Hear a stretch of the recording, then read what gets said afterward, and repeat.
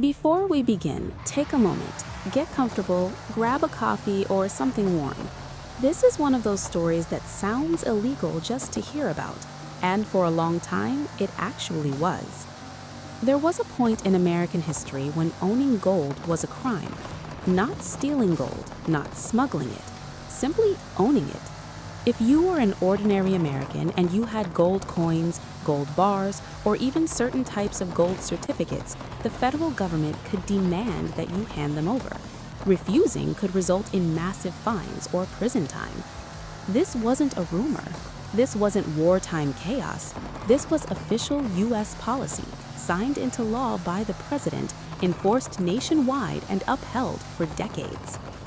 So how did a country built on private property decide that gold, the thing money was literally made of, was illegal to own? To understand that, we need to talk about fear, economic fear. In the early 1930s, the United States was collapsing. The Great Depression wasn't just bad, it was catastrophic. Banks were failing by the thousands, businesses were closing, unemployment skyrocketed, and people were terrified that the entire financial system was about to implode. At the time, the US dollar was tied to gold. This meant that every dollar in circulation was supposed to be backed by a fixed amount of gold held by the government. The problem with this system is that it only works if people trust banks enough not to demand their gold all at once. And they didn't. As panic spread, Americans began withdrawing their money and converting it into gold. Coins, bullion, certificates.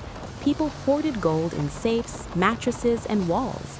From an individual perspective, this made perfect sense. Gold held value. Dollars felt fragile. But from the government's perspective, this was a disaster. When people hoarded gold, it reduced the amount of money circulating in the economy. Less money meant less spending. Less spending meant more business failures. More failures meant more panic. It was a feedback loop, and gold was at the center of it. Enter Franklin D. Roosevelt. In 1933, shortly after taking office, FDR made a radical decision. If people wouldn't stop hoarding gold voluntarily, the government would force them to stop. So he issued Executive Order 6102. This order made it illegal for private citizens to own most forms of gold.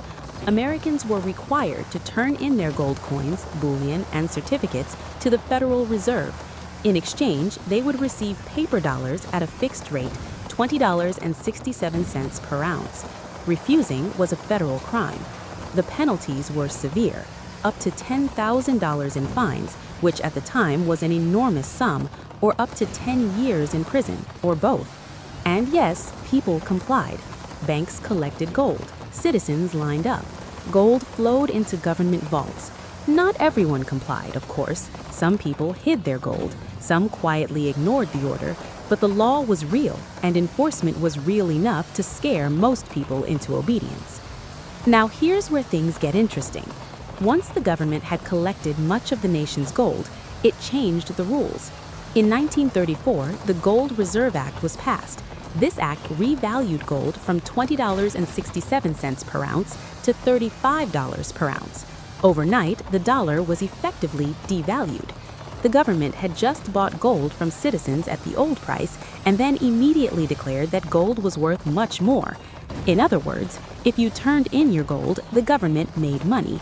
If you had somehow been allowed to keep it, you would have made money. This wasn't an accident. By increasing the price of gold, the government increased the money supply without physically printing more dollars. This helped fight deflation and stabilize the economy. It also gave the government enormous control over monetary policy. But it came at a cost. For the average American, gold ownership was gone. Not restricted, not regulated, gone.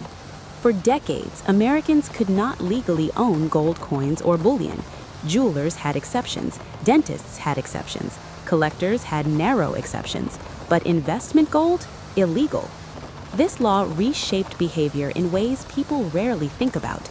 Gold went from being a normal household asset to something mysterious, exotic, associated with criminals, smugglers, and foreign markets. Americans grew up without the idea that owning gold was normal. Other countries didn't, but the US did. And this mattered. because while Americans were barred from owning gold, the government continued to own enormous quantities of it.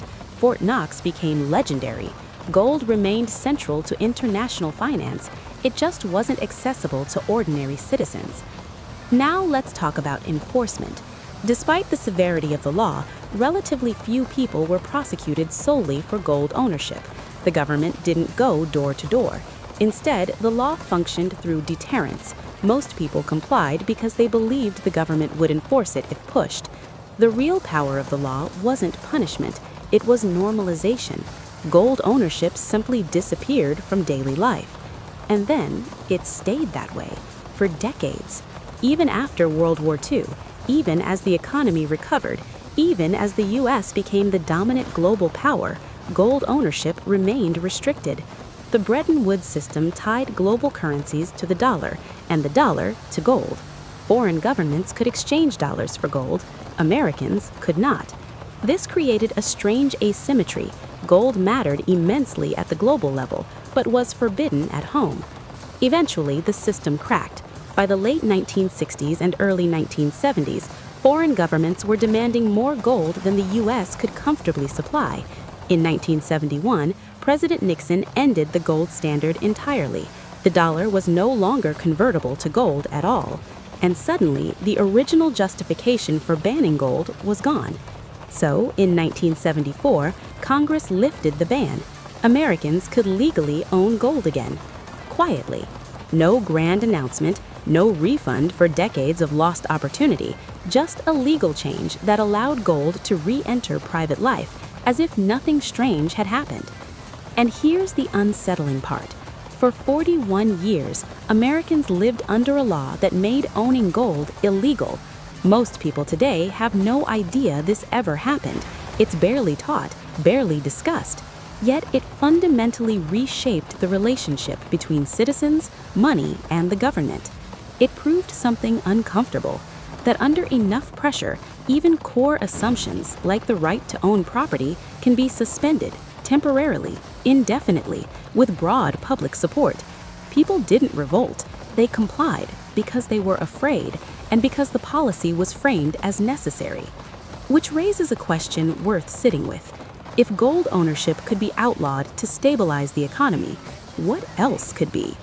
If this story surprised you, take a moment to like the video, share it with someone who enjoys forgotten history, and leave a comment with what other strange laws or economic decisions you want explored next. Because sometimes the most unbelievable laws aren't ancient, they're just forgotten.